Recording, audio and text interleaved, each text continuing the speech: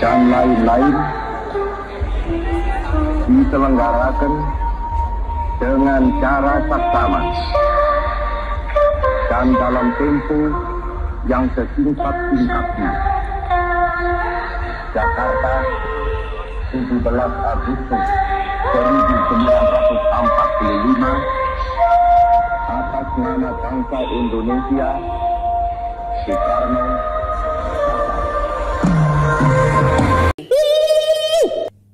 Klontar, gaskeun. Ostradamus meramalkan Indonesia akan menjadi pusat dunia. Benarkah itu ramalan dari Ostradamus? Nah, oke teman-teman ya. Pernahkah teman-teman semuanya mendengarkan nama peramal Ostradamus? Berikut adalah videonya yang meramalkan bahwa Indonesia akan menjadi pusat dunia. Indonesia akan jadi pusat dunia? Nostradamus sudah meramalkannya.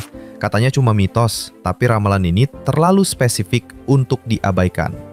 Nostradamus, si peramal jenius dari abad ke-16, menulis tentang bangsa timur jauh bercahaya dari laut yang akan memimpin setelah dunia terbakar. Dan tahun itu adalah 2025. Coba pikir, bencana global, krisis ekonomi, perang teknologi, semua sedang terjadi. Lalu muncul satu negara yang kaya alam, stabil politik dan strategis secara geografis, Indonesia. Bahkan beberapa peneliti bilang, garis energi bumi bergeser ke Asia Tenggara. Apakah ini hanya kebetulan atau takdir yang disembunyikan? Tapi yang bikin merinding, di salah satu teks tersembunyinya, Nostradamus menyebut satu kata, Nusantara. Kebetulan? Atau kita yang berikutnya memimpin dunia? Yang udah klik like, gua respect banget. Apalagi yang udah subscribe. Yang belum, mandi lumpur. Persoalan yang sering bikin orang penasaran adalah ini. Kenapa setiap 19 Agustus lomba-lomba kemerdekaan di Indonesia? Bukan cuma ramai sama warga lokal, tapi juga bikin bule ikutan gila-gilaan, balap karung, panjat pinang, tarik tambang, makan kerupuk, semua ikut ketawa, semua ikut jatuh, semua ikut basah kuyup. Dan pertanyaan besarnya, kenapa bule-bule itu begitu semangat seolah-olah ini juga kemerdekaan mereka?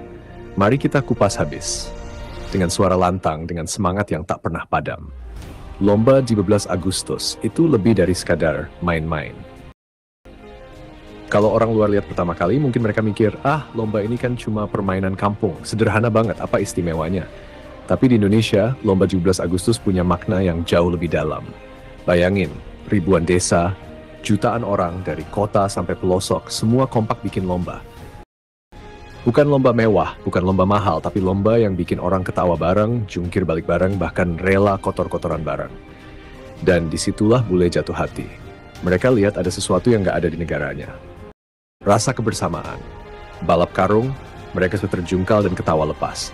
Panjat pinang, mereka bisa gagal berkali-kali, tapi terus semangat naik bareng. Itu bukan sekadar mainan, itu simbol kekuatan bangsa yang gak bisa dikalahkan.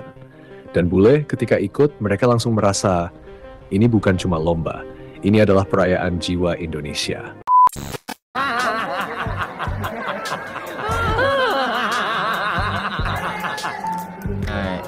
Ini parah nih.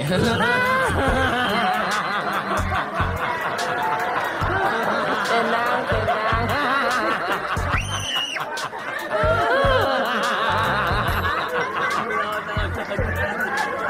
Gaskeun.